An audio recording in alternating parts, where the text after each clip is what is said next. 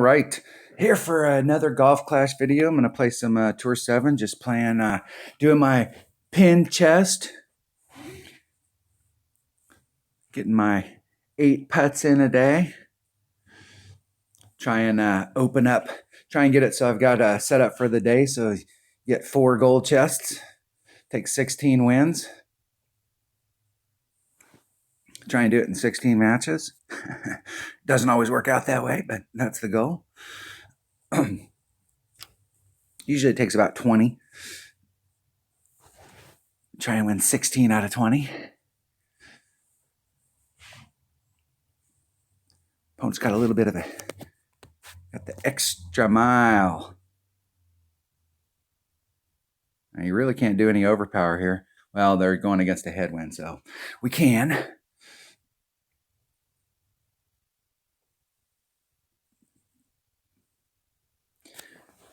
Putting themselves out there nicely. I'll tell you, I'm really digging this, the rock. Most of my matches I'm playing strictly with the rock. This club is definitely a awesome driver.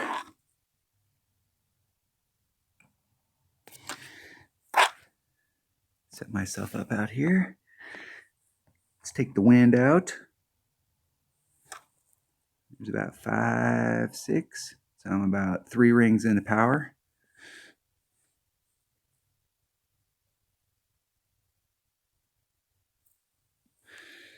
Just throw it out there. I'm trying to make it to the shadows over there in that corner. It gives me a nice straight in shot. I like being farther to the right than where my opponent's at. Number one, that sand on this hole never comes into play for me. I'm always way over to the right because it gives me a better look here so that I have a better run up to the hole. So the farther you are to the left, the more you put this little bit of rough here into play. And that means you have to go to the right in order to clear this rough, which means you have to use a lot of curl, or not curl, but more side spin in order to get it over there. I like to have a little bit straighter in shot. That's why I'm always keen on going to the right on this hole.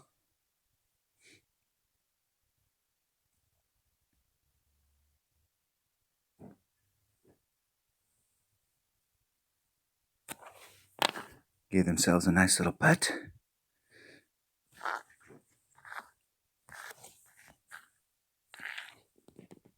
What's funny on this hole is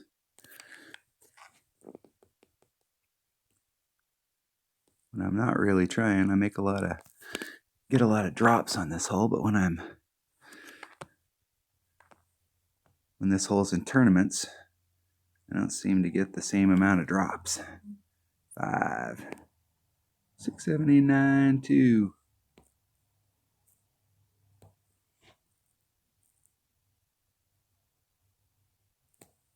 Isn't it great to the left?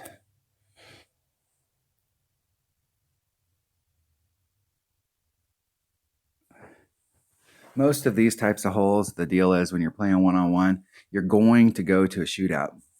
So don't be afraid of shootouts.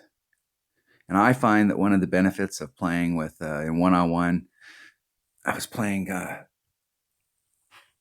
some Tour 8 in my odd account earlier, and playing with a Marlin ball, and most of my opponents were bringing out 4 power balls,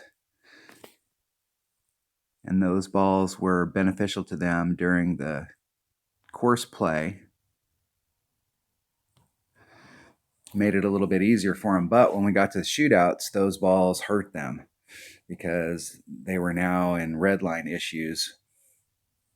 So while I had to struggle a little bit and have really good ball placement in the regular play, once we got to the shootout, I had an advantage because I had the ball that we would normally be using in a tournament on that hole. On this particular hole, I like to play over here where my opponent's at, and I like to play right dead center in between those shadows, right dead center in the middle of that fairway. And if I have tailwind, I just do a normal wind adjustment. If I have any kind of head side wind, I do a 10% wind. I add on 10%. And if I have a pure headwind like we have right here, I add on 20.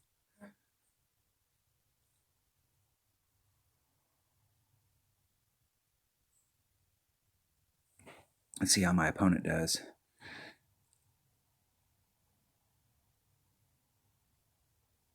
And they will roll way down there. And this is the thing on this hole, is if you overshoot, it's very unlikely that you will make it to that. I mean, unless you totally overshoot it, you won't make it to the fringe.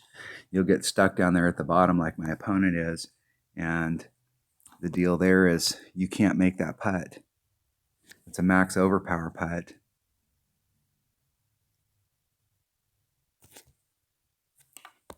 So it's 7-1. I'm going to do a 20%. So that's 1.4. That's 8.5.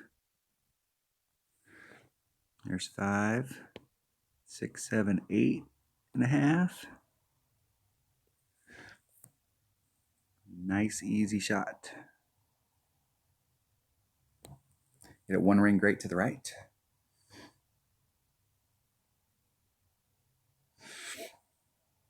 And still needed to do a 30%. But it doesn't matter when your opponent makes a mistake like that. I played earlier and my opponent made a massive error and I just hit into the sand right in front of them. They were very unhappy about that.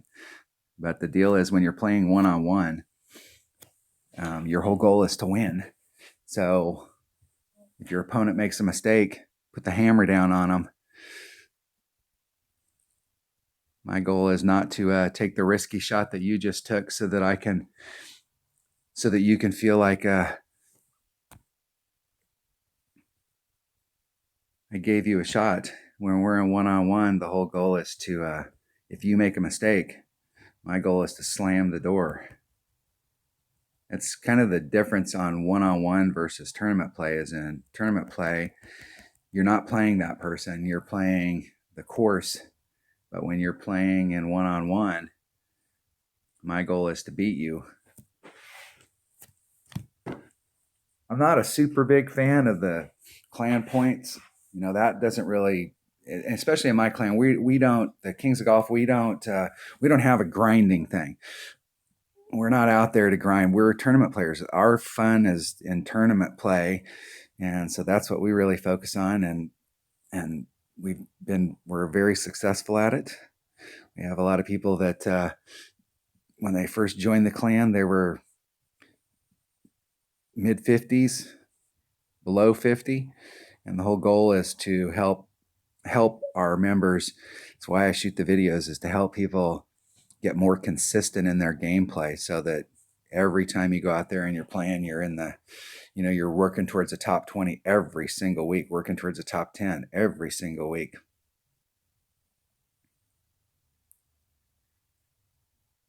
And the way you do that is just by being consistent, putting yourself in the right spot. I love it when I come on these holes and my opponents are doing weird stuff and you can throw the hammer down on them.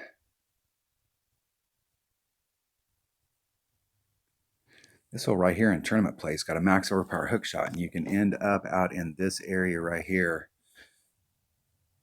with a pretty decent shot at picking one up.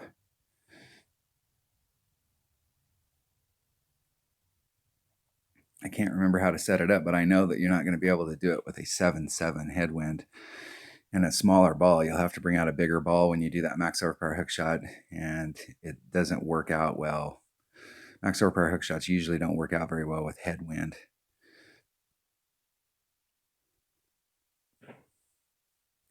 Should have a nice look right there. That tree might be in their way, but I doubt it. So the consistent shot here is to hit over here to the right-hand side.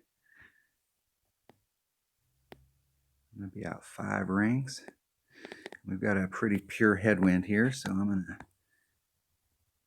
what I'm doing here is I'm taking the side wind out. So there's 5, 6, 7, 7.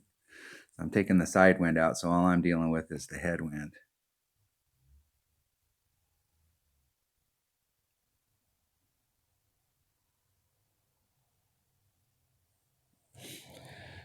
Hitting it great to the left, one ring, right down the middle of the fairway.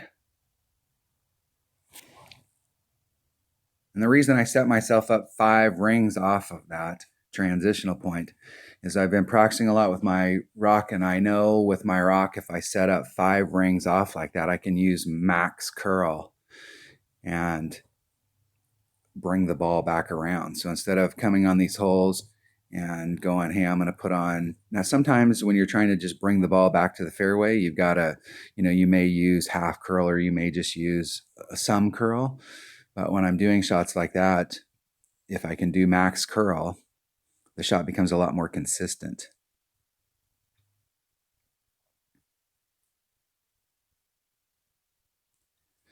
Let's see if they can get up there with their big dog.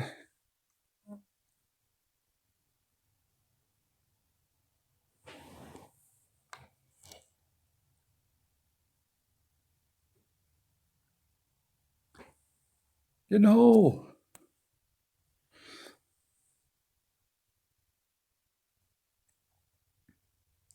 In the rough. I wasn't unlucky.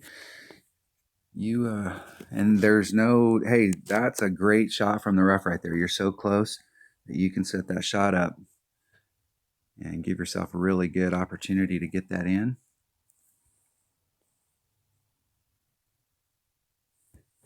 It always cracks me up when people give me the unlucky sign. You took the shot. It wasn't unlucky. So there's 5. There's 6, 7, 8, 7. Put a little bit of curl on it just to bring it back to the green. One ring great to the right. Evidently, there's a perfect somewhere in between those greats. I haven't been able to find it yet today, but so when you're playing one-on-one, the whole goal is to get up there, keep yourself in play, stay out of the rough. And it's not that you can't make this shot. This is a fairly straightforward shot. What I would typically do on this is I'll bring that back all the way as far back as I can and still have that ball guide in the hole, and then set it up like my opponent is, where they're setting up on one side or the other. Now, they're thinking wind may play a factor, but by setting it up like they are, if they moved it to the left just a little so it's still in the cup, there you go, they can hit a perfect or a great to the left and it'll go in the hole. So they're giving themselves 2 out of 3 chances to get that in the hole. They hit a great to the right, it won't go in. They hit it perfect, so they're in the hole. Awesome job. Nice shot.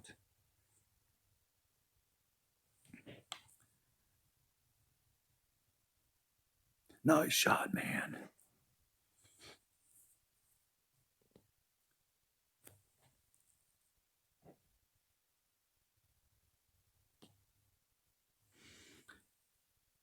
In the hole. Never give up. Never surrender.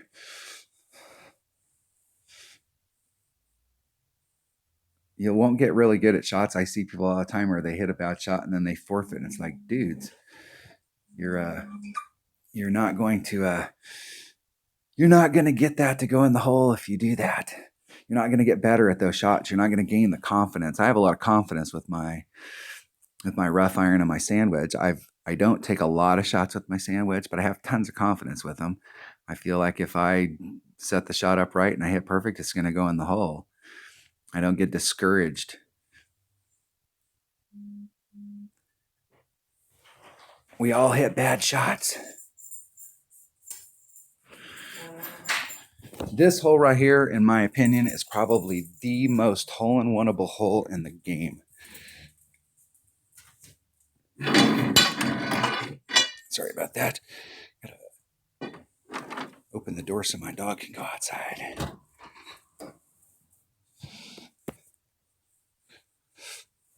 Now let's see if I can get the hole-in-one here.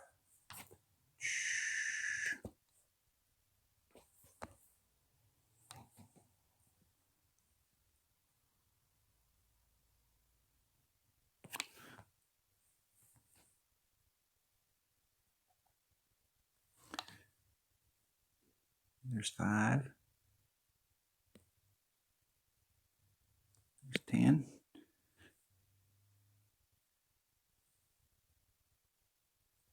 Hitting it perfect. See if I got my wind adjustment right. And I didn't. That's because when you get into those kind of winds and you're in that sand, it distorts the rings, and it's hard to make those adjustments. Good game. See if they'll rematch, so we can get some replay action, some bonus action. Come on, dude. All right, I'm not going to sit around and wait for you.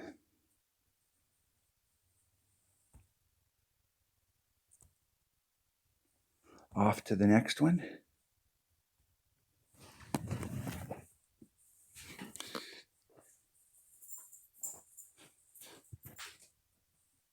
All right. Number 1 Balls and Golf Clan.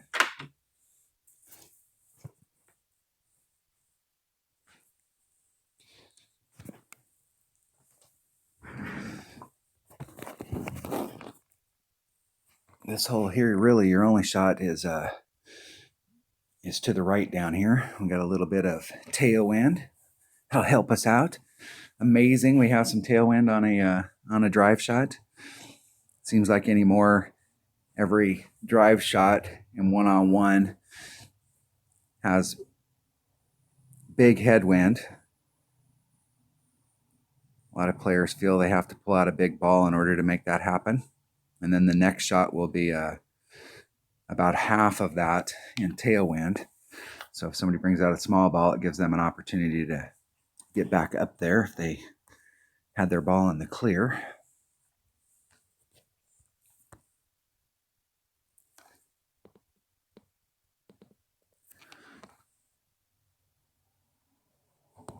Two, 6.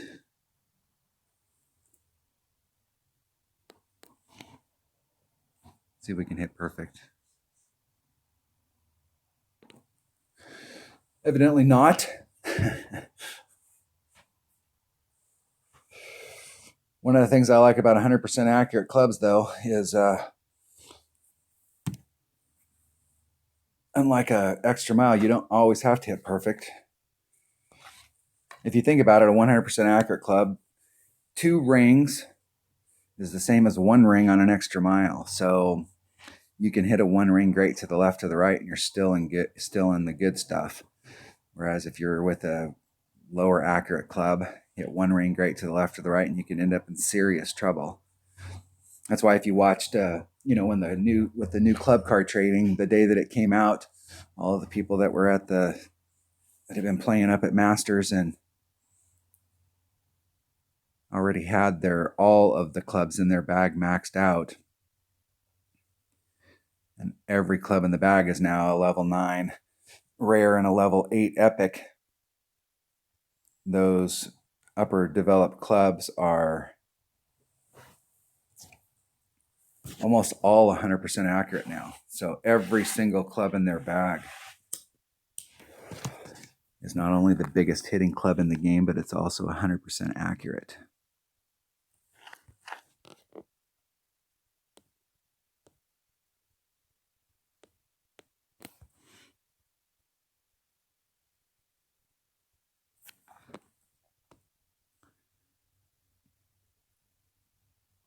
Check out 9 wind. 5.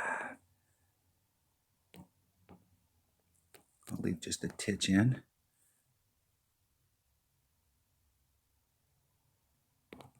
Hitting 1 ring great to the right.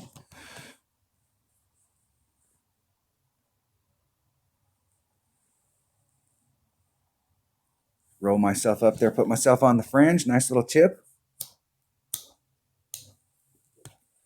If my opponent would have made that, then my only option at that point would have been to go for it. But because my opponent didn't make it, and where my red line was, the whole goal is to get up there, put myself in a position to go to the shootout, force a shootout, and see which hole we get on.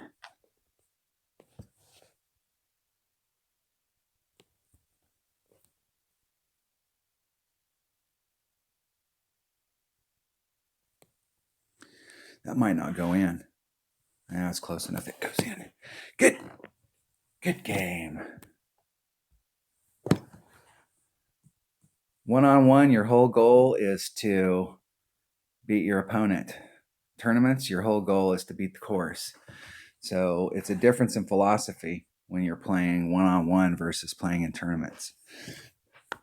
Let's see if we can get a little bit better wind than that side wind where I don't have to. Much better wind. I always find it very difficult when you're adjusting and you're having to adjust over sand because of the drop. When it goes into the sand, the rings are distorted. So it becomes difficult to make those adjustments when you're having to go through sand traps. But I really like this hole, and whenever, if the next time this hole comes up in a tournament, this hole is so hole-in-oneable. Not a fan of hitting up there on the top.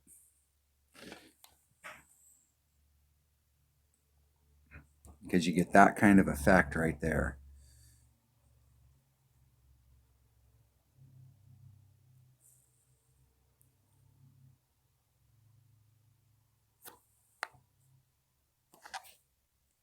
Max backspin.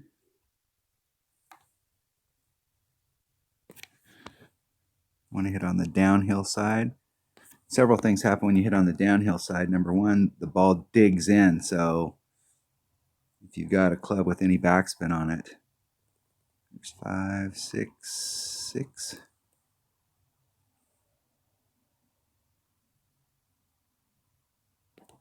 Hitting a one ring great to the right.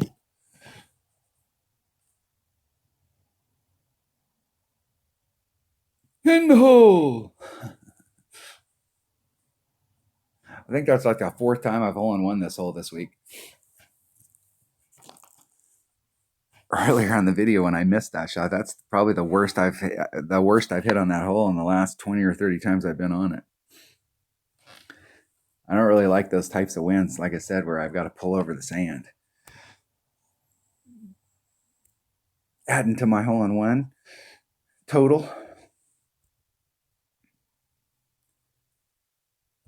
We got 4 more putts. See if we can get that pin chest opened up.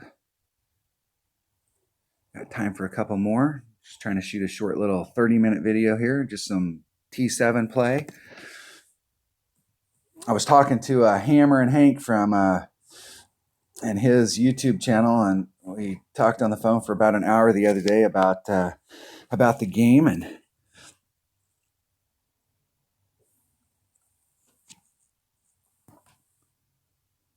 where the game's going and how the game's working. Buy some Marlins.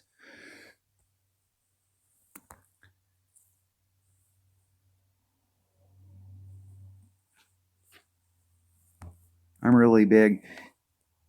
If you haven't watched his channel, he's really got it down for that shot going in to pick up that next shot. And my focus has been on helping players achieve the perfect position so they have that shot.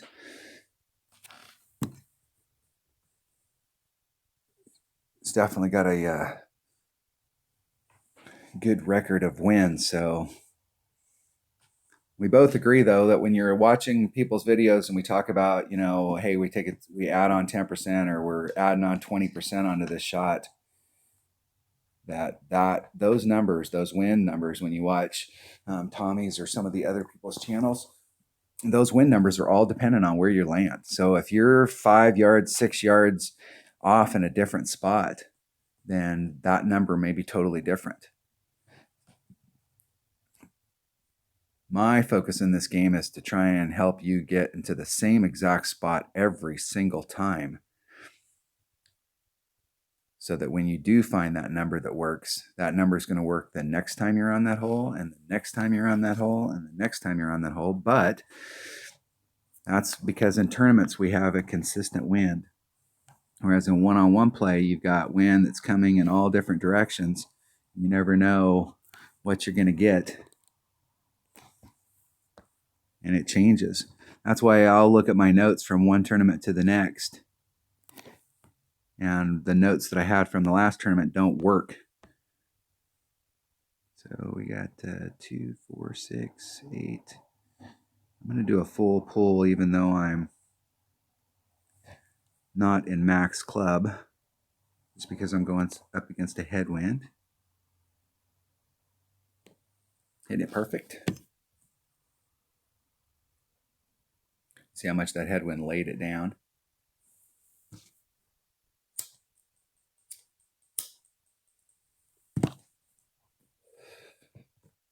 My theory is the best pressure you can put on your opponent is to end up in the fairway.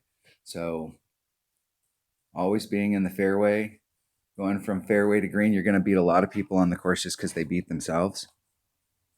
And I'm not afraid of shootouts. A lot of people don't like going to shootouts, especially when you're new and you got, coins are a big issue. Bankroll management.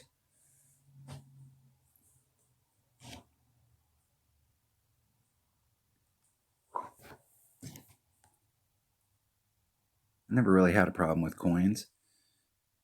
Only because, like, going up the scale, I never worked off of you got to have 10 times the buy-in. I never wanted to ever have to worry about when I went up a tour about having to drop back down. I lose 3 or 4 and then I got to drop back down and build up my bankroll again to go up. By the time I went up to the next tour, I had 30 or 40 or 50 times what it would take to play that tour, so that when I went to that tour, I could take my lumps as I was learning how to play those holes and not have to worry about, going on a 7 or an 8 or a 9 game losing streak. And then all of a sudden I'm completely broken. I got to go back to tour 2.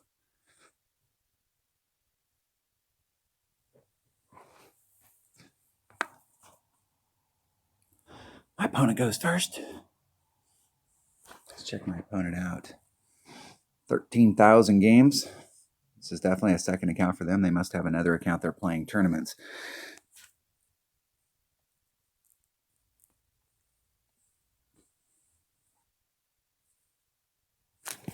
How much have they won here? Yeah. This is their rookie account. Must be playing something up if they've gotten the Masters. You don't get to Masters by playing below Tour 7. You just won't win enough money, win enough coins during the course of the week to get yourself up there. Typically, you're not going to see yourself getting up to Masters until you're in the Tour 8 range.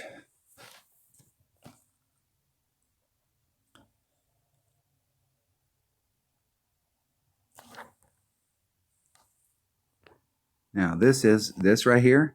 I'm going to do this just to show you what cheesy is. And your opponent may get irritated. But you know what? This is one-on-one. I just hit into the sand in front of them. Bam. Win. Open up a chest. I'm not in these one-on-ones to give my opponent an opportunity. My opponent failed. Put the hammer down on them. So you get on some of those holes and then you go out there and they ended up in the drink, and it was really bad winds. One of the par 3s, the island par 3, you can get out there with really bad winds, and then you may have had it happen to you where your opponent ends up in the drink on a par 3, and then you try and do the same risky shot and you end up in the drink, and then you end up losing. I'm in the habit of, I want to get a chest. That's why I'm playing these. And so if your opponent makes a mistake, put the hammer down on them.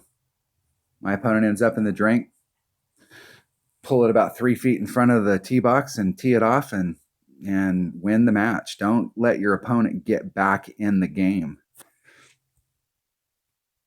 I better open up that chest just in case somebody wants to replay. I think I got time for one more. I have noticed if you're playing for 4 gold chests a day, which, like I said, takes about 16 wins, that in the course of, by the time it gets around to the next day, I can open up those 4 chests and then fire it back up again. That I'm winning more club cards every day than I'm having to spend in the Max Club Card trading.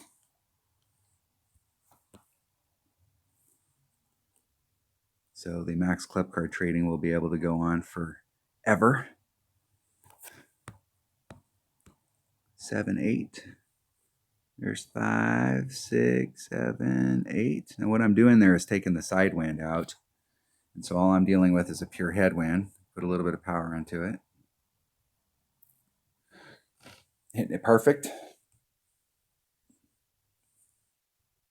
Right down the middle of the fairway. Goal is to make it to the shadows. That'll give me a pretty straight in shot with my sniper.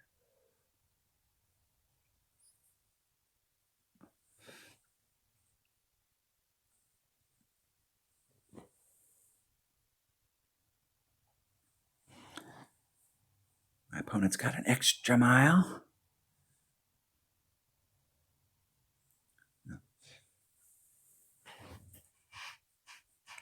And a Titan.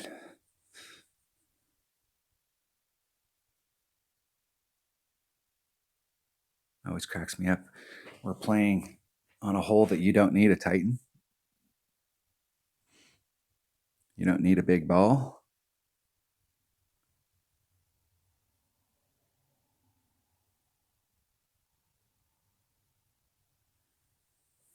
And my opponent is now sunk.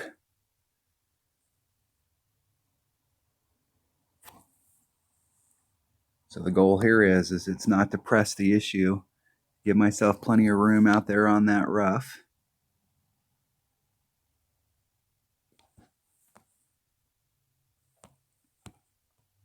Too forward. Got a ring into power right there. A little bit of curl just to bring it back to the cup.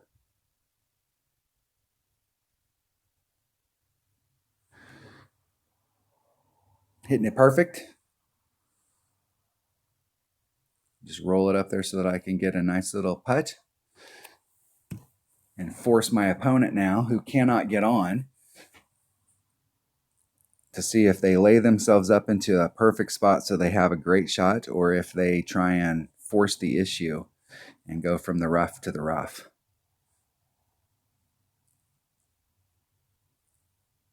And they are trying to force the issue, trying to recover. You make a mistake, they got lucky and they hit it perfect. But if you make a mistake, don't put yourself back into the game. It's not going to do any good to force the issue and then end up in the rough again. Put yourself in a perfect spot like my opponent is right there. They have a nice opportunity to get in the hole, but I'm trying to capitalize on their original mistake. And so I'm putting the pressure on them. So now they're going to have to sink that long iron shot in order to get up in there. And don't let your opponent get back in the game.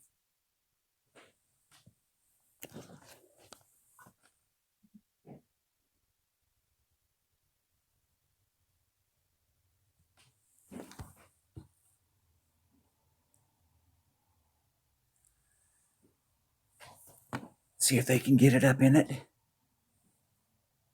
That's the difference in thinking when you're playing one-on-one versus when you're playing in tournaments. When I'm playing in tournaments, I don't even notice my opponent. I mean, it doesn't make any difference. The whole deal is I'm playing the course right now. I'm trying to get the lowest score that I can. I know which way the winds are blowing. I know I brought the right clubs. I know I brought the right ball. But when you're playing one-on-one, you need to throw the hammer down on these people. Don't let your opponent get back in the game. All right. Just a little Tour 7 play, 34 minutes. Went a little over. You got some bonus content. All right. Thanks for watching.